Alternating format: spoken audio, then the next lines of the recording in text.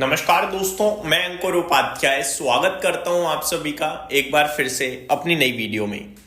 दोस्तों, Robert Kiyosaki, जिन्हें आप बहुत अच्छी तरीके से जानते हैं, ये ऑथर हैं rich dad poor dad book के, और ये लगातार बाजार को लेकर ऑलमोस्ट अप्रैल में से एक्टिवली ट्वीट कर रहे हैं। जहां पे इन्होंने ट्वीट करना शुरू करा था, आई थिंक अप्रैल में या मार्च में शुरू करा था इन्होंने, जब इन्होंने ट्वीट करके कहा था कि अलर्ट किया था और कहा था कि बहुत बड़ी गिरावट आने की उम्मीद दिख रही है, बिग अलर्ट है। और इन्होंने बिटकॉइन को फेवर करा था कि बिटकॉइन यहां से लीड कर सकता है, बिटकॉइन आपकी वेल्थ बढ़ाएगा। साथ ही साथ इन्होंने गोल्ड और सिल्वर को भी बैक करा था, लेकिन ग्लोबल मार्केट्स की इक्विटी को लेकर इन्होंने बड़ा अलर्ट जारी करा था और कहा था कि बहुत भयंकर गिरावट होगी और ये अभी तक की सबसे बड़ी गिरावट हो सकती है। जिसके बाद बाजार ने बिल्कुल नीचे की तरफ मुड़ के नहीं देखा, ऊपर ही ऊपर गया और बाजार ने फ्रेश लाइफ हाई लगाई। स्पेशली अमेरिका के बाजार में तो मतलब नेक्स्ट लेवल की तेजी बनी। भारतीय बाजार ने भी इंडेक्स लेवल पे तो लाइफ हाई लगा ही दिया, लेकिन अभी जब बीच में वापस से करेक्शन आई तो इन्होंने कहा कि the correction started.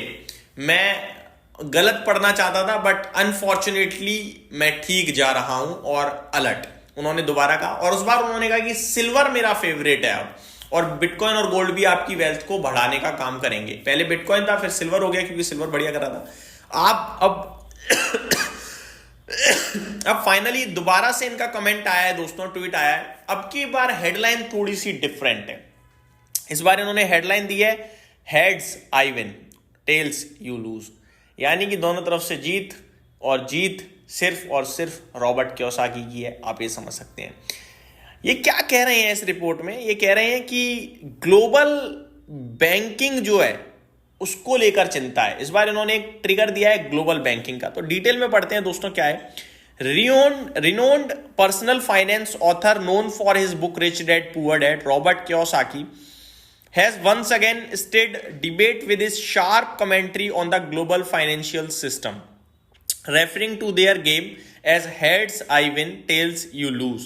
Taking to his X account, Kiyosaki posted a message under the banner Lesson 8: How to get richer as the global economy crashes. इन्होंने कहा ग्लोबल इकोनॉमी क्रैश हो सकती है, उसमें कैसे आप अमीर बने। Urging followers to understand what he refers to as the real game being played by global banker. In his post, Kiyosaki states that the true dynamic of the system can be summed up as heads I win, tails you lose, alleging the bankers benefit regardless of market direction. The bankers of the world control the world because they control global cash flow, he wrote. ये कह रहे हैं banker जो हैं वो हर तरीके से जीतते ही हैं। He argues that the system is rigged in favor of financial institutions where heads banker win, tails banker win, यानी कि दोनों तरफ सिर्फ और सिर्फ बैंकर ही जीतता है और आप हारते हो, but you lose. Kiyosaki asserts that this translates to a broader systematic issue: privatize our wins, socialize our losses. According to him, when banks succeed, they retain the profits, but in times of crisis, the losses are passed into taxpayers. Citing the 2008 global financial crisis, Kiyosaki remarked that when banks lost billions, the public covered their loss via an increase in taxes. तो ये कह रहे हैं कि bank जब पैसा बनाती है तो वो बैंक का प्रॉफिट हो जाता है, और जब बैंक लॉस करती है तो वहां पे लोगों के लिए टैक्स बढ़ जाता है, यानी दोनों तरफ नुकसान आपका हो गया। ये सच बात भी है। Rejecting what he terms as rigged financial system, Kiyosaki advocates for ownership of tangible assets outside the banking system. ये कह रहे हैं बैंकिंग के बाहर अगर आप जाओगे तो बहुत कुछ है, जैसे कि gold. He listed gold, silver, bitcoin and ethereum as an example of such assets that and emphasized that he chose not to participate in the current financial structure by legally avoiding taxes and diversifying into these instruments.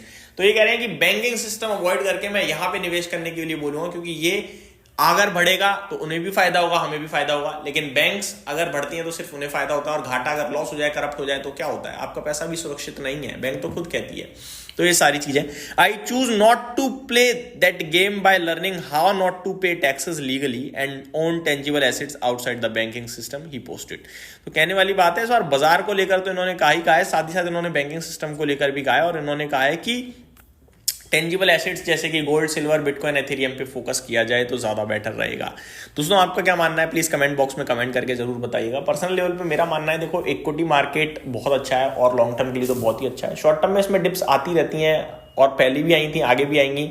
उनको ना पहले कभी कोई timely पकड़ पाया था, ना अब कोई टाइमली पकड़ पाएगा। अगर आप नोटिस करें तो अगर फरवरी से कमेंट करना फर्स्ट टाइम शुरू किया था इन्होंने, उसके बाद बाजार में बहुत कुछ ऊपर हो गया। अगर मैं पर्टिकुलरली बैंकिंग फाइनेंशियल की बात करूँ तो उसने तो बहुत पैसा बनाया इन्वेस्टर्स का।